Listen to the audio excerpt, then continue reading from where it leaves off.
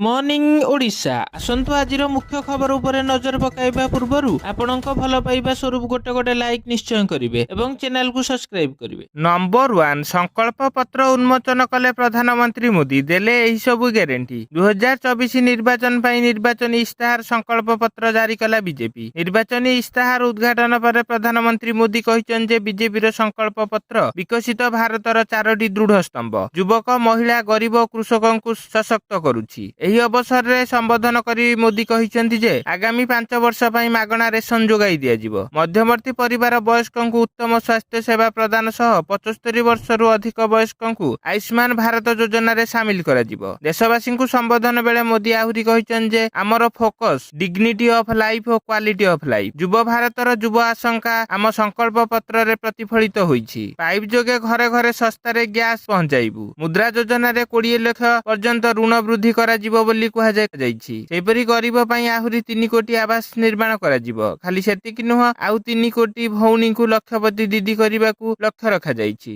Number 2 Shrimandir रे आउ पसि परिबेनी अण हिंदू सिंहद्वार रे जगिबे 2 प्रतिहारी सेवक। रविवार ठारू श्रीमंदिर रे पुणी थरे आरंभ होईछि सिंहद्वार प्रतिहारी सेवक प्रचलन। सिंहद्वार निकट रे जगिछंती प्रतिहारी सेवक श्रद्धालुंको ऊपर रखिछंती नजर। कोनोसी अण हिंदू जेपरि ही मंदिर भितरकू प्रवेश न करंती सेथि पई नजर रखिछंती। रविवार ठारू श्रीमंदिर सिंहद्वार सम्मुखरे सकाळू द्वार फिटिबा समय 2 जण और संध्यारे आळती समय 2 जण प्रतिहारी सेवक मुतयन रहिबे। निकट अतीତରେ बारंबार अण हिंदू मानकर श्रीमंदिर प्रवेश और सेथि जोगु नीतिकांति प्रभावित हेबा घटना सामना को आसीबा परे प्रतिहारी निजोग पक्षरु एभली निष्पत्ति निया जायछि। पूर्व काଳରେ ମଧ୍ୟ श्री जगन्नाथ मंदिर रे सुरक्षा पई प्रतिहारी सेवक माने दायित्व निर्वाह करुथिले। तेबे कालक्रमे सिंहद्वार प्रतिहारी सेवा बंद करा जायथिला और सेमाने केवल मंदिर भितर रथयात्रा समय सेवा जोगाउथिले। नंबर 3 इस्राएल ईरान युद्ध भारतीयंक पई हेल्पलाइन नंबर जारी। भयंकर हेउछि ईरान इस्राएल युद्ध। इस्राएल ऊपर शताधिक ड्रोन मिसाइल आक्रमण करिछि ईरान। गतकाली राति रे शह शह संख्या रे मिसाइल इस्राएल ऊपर माड होईछि। ईरान समस्त ड्रोन को इस्राएल आयरन डोम चिन्हित करिछि। ड्रोन ने बालास्टिक मिसाइल सह क्रूज मिसाइल मुतयन होइथिबा नै इस्राएल सेना पक्षरु सूचना मिलिछि। एहा सह एहा कुहा जायछि कि भारतीय दूतावास परिस्थिति ऊपर तीक्ष्ण नजर रखिछि एवं आम समस्त नागरिकों सुरक्षा निश्चित करने को इस्राएल कर्तृपक्ष और भारतीय संप्रदाय सदस्य सह जोगाजोग करुछि। एसह सेठारे रहुतुबा भारतीय मानक पई दूतावास पक्षरु जरूरीकालीन हेल्पलाइन नंबर मध्य जारी करा जायछि। नंबर 4 देश पई यूसीसी निहाती आवश्यक कहिले मोदी। आसंता लोकसभा निर्वाचन पई बीजेपी जारी करिछि तार संकल्प पत्र। केंद्र रे पुणी थरे सरकार गढ़िबा परे पूरा देश रे यूसीसी लागू करबा को प्रतिश्रुति दैछि बीजेपी। इस्ताहार पत्र जारी करिबा बेले मोदी कहिछन जे दलर एही संकल्प पत्र विकसित भारतर 4टी मजबूत स्तंभ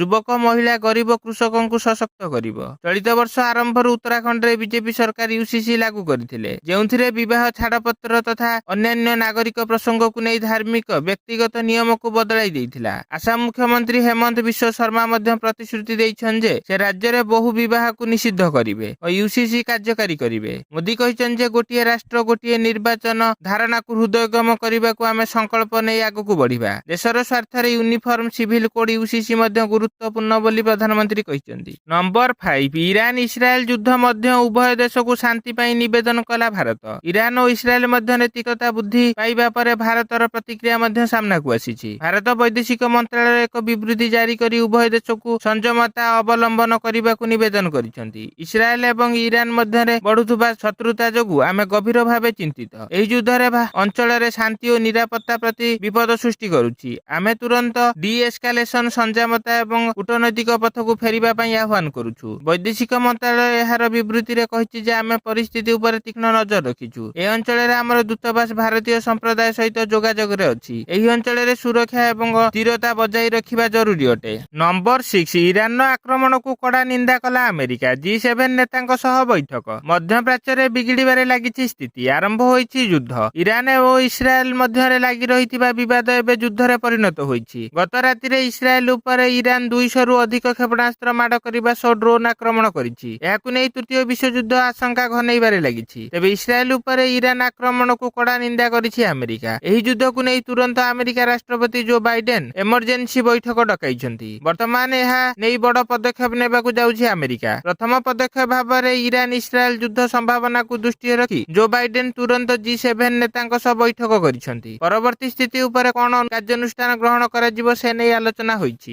ନମ୍ବର 7 ସ୍ମାର୍ଟଫୋନ ହୋଇଯିବ ମୋବାଇଲ ଟାୱାର, ସିଧା ସେଟେଲାଇଟ ସହ ହେବ ସଂଯୁକ୍ତ। ଖରାପ ମୋବାଇଲ ନେଟୱାର୍କ ଯୋଗୁଁ ଉପଭୋକ୍ତାଙ୍କୁ କଲ ଟ୍ରାପ ସମସ୍ୟାର ସମ୍ମୁଖୀନ ହେବାକୁ ପଡିଥାଏ। ଏବେ ଏହି ସମସ୍ୟାରୁ ମୁକ୍ତି ମିଳିପାରିବ। ବର୍ତ୍ତମାନ ମୋବାଇଲ ଟାୱାରରେ ସମସ୍ୟା ଦୂର ହୋଇପାରିବ। ବାସ୍ତବରେ ଚୀନ ଏକ ସ୍ମାର୍ଟଫୋନ ତିଆରି କରିଛି ଯାହା ଉପଗ୍ରହ ସହିତ ସିଧାସଳଖ ସଂଯୁକ୍ତ ହୋଇପାରିବ। ଚାଇନା ବୈଜ୍ଞାନିକ ସେଟେଲାଇଟ ସଂଯୋଗ ସହିତ ବିଶ୍ୱର ପ୍ରଥମ ସ୍ମାର୍ଟଫୋନ ସୃଷ୍ଟି କରିଛନ୍ତି ଯାହା ସାହାଯ୍ୟରେ ସିଧାସଳଖ ଉପଗ୍ରହକୁ କଲ କରାଯାଇପାରିବ। ସେଟେଲାଇଟ ସଂଯୋଗ ସହିତ ହୁଆଓ ଟେକ୍ନୋଲୋଜି ଭାରତର ପ୍ରଥମ ସ୍ମାର୍ଟଫୋନ ଲଞ୍ଚ କରିଛି। ହୁଆଓ ପରେ ମଧ୍ୟ ଚାଇନାର ସ୍ମାର୍ଟଫୋନ ବ୍ରାଣ୍ଡ ଜିଓମି, ହନର, ଓପୋ ଏହି ଦୌଡ଼ରେ ସାମିଲ ହେବାକୁ ଯାଉଛନ୍ତି। ବିଶେଷ କରି ଯେତେବେଳେ ଜରୁରୀକାଳୀନ କଲ କରିବାର ଆବଶ୍ୟକତା ଥାଏ ଏହି ଟେକ୍ନୋଲୋଜି କାର୍ଯ୍ୟ କରିବ।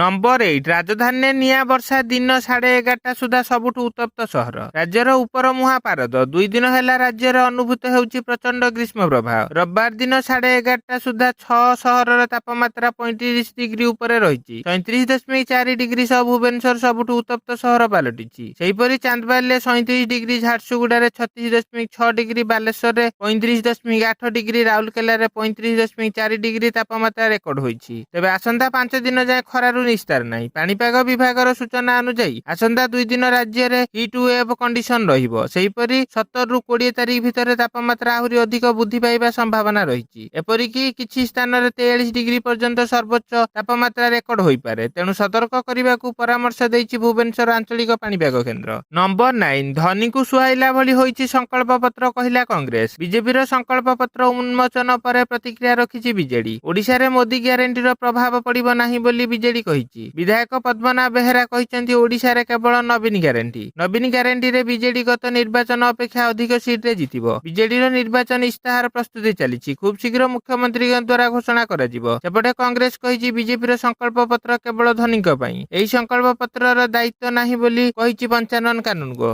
ନମ୍ବର 10 ଇରାନ ଦେଖାଇଲା ନାଲି ଆଖି, ଆମେରିକାକୁ ବିବାଦରୁ ଦୂରେଇ ରହିବାକୁ ଚେତାବନୀ। ଇସ୍ରାଏଲ ଓ ହମାସ ମଧ୍ୟରେ ଚାଲିଥିବା ଯୁଦ୍ଧ ସହିତ ଇସ୍ରାଏଲ ତଥା ଇରାନ ମଧ୍ୟରେ ବିବାଦ ମଧ୍ୟ ଆରମ୍ଭ ହୋଇଛି। ବାସ୍ତବରେ ସିରିଆରେ ଇରାନ ଦୂତାବାସ ଉପରେ ହୋଇଥିବା ଆକ୍ରମଣ ପରେ ଇରାନ ଇସ୍ରାଏଲ ଉପରେ କ୍ରୋଧିତ ହୋଇଛି। ଏହି ଆକ୍ରମଣ ପାଇଁ ଇରାନ ଇସ୍ରାଏଲକୁ ଦାୟୀ କରିଛି। ପ୍ରତିଶୋଧ ନେବାକୁ ଧମକ ଦେଇ ଇରାନ ରବିବାର ଇସ୍ରାଏଲ ଉପରେ ମଧ୍ୟ ଡ୍ରୋନ୍ ଆକ୍ରମଣ କରିଛି। ଏହି ଆକ୍ରମଣକୁ ଦୃଷ୍ଟିରେ ରଖି ଆମେରିକା ଇସ୍ରାଏଲ ସୁରକ୍ଷା ପାଇଁ ଆଗକୁ ବାହାରିଛି। ଏହାପରେ ଇରାନ ଆମେରିକାର ସମର୍ଥନକୁ ବିରୋଧ କରିବା ସହ ନାଲି ଆଖି ଦେଖାଇଛି। ଏହି କ୍ରମରୁ ଦୂରେଇ ରହିବାକୁ ଆମେରିକାକୁ ଇରାନ କହିଛି। ଇରାନ ଧମକ ଦେଇଛି ଯେ ଯଦି ଇସ୍ରାଏଲ ଆଉ ଏକ ଭୁଲ କରେ ତେବେ ଏହାର ପରିଣାମ ବହୁତ ଖରାପ ହେବ।